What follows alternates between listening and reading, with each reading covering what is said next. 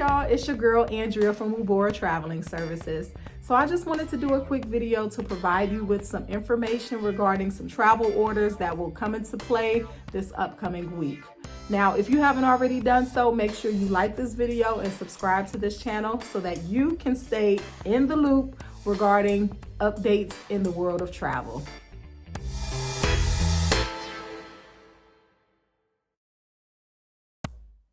Now, starting Tuesday, January 6, 2021 at 12:01 a.m., if you plan to travel internationally, you will not be able to board your plane to return into the United States unless you have proof of a negative COVID viral test that was taken within 3 days of departure.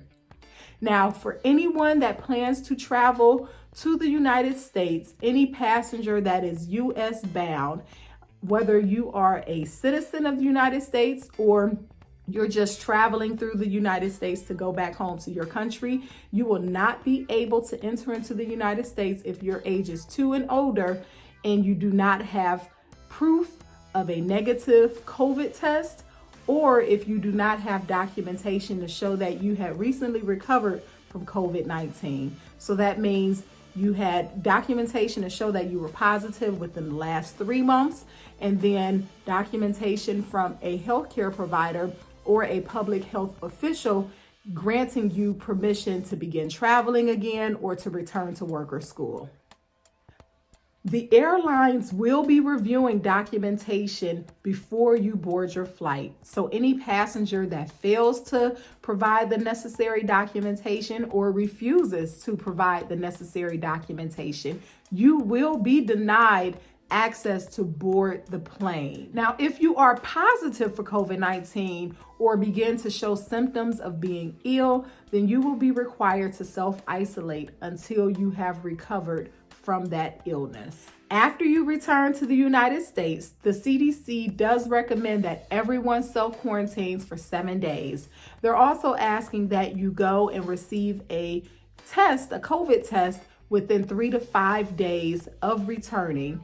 And even if that test is negative, they still want you to continue to quarantine for the full 7 days.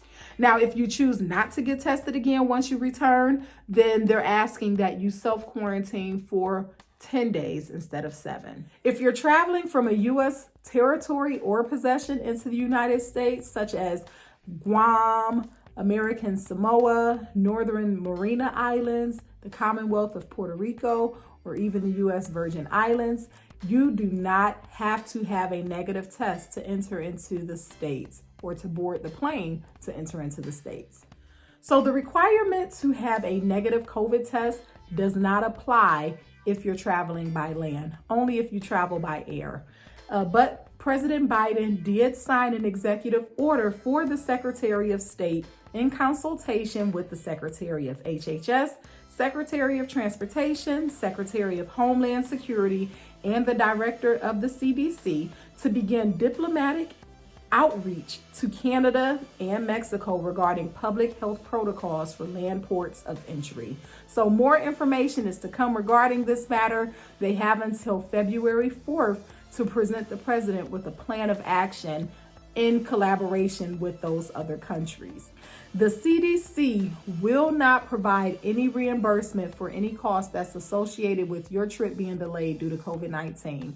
A lot of the resorts and hotels are now offering you the ability to have a COVID test, and now they're offering it for free before you leave. And they're also sometimes providing discounts for those who are required to stay in quarantine because their test came back positive.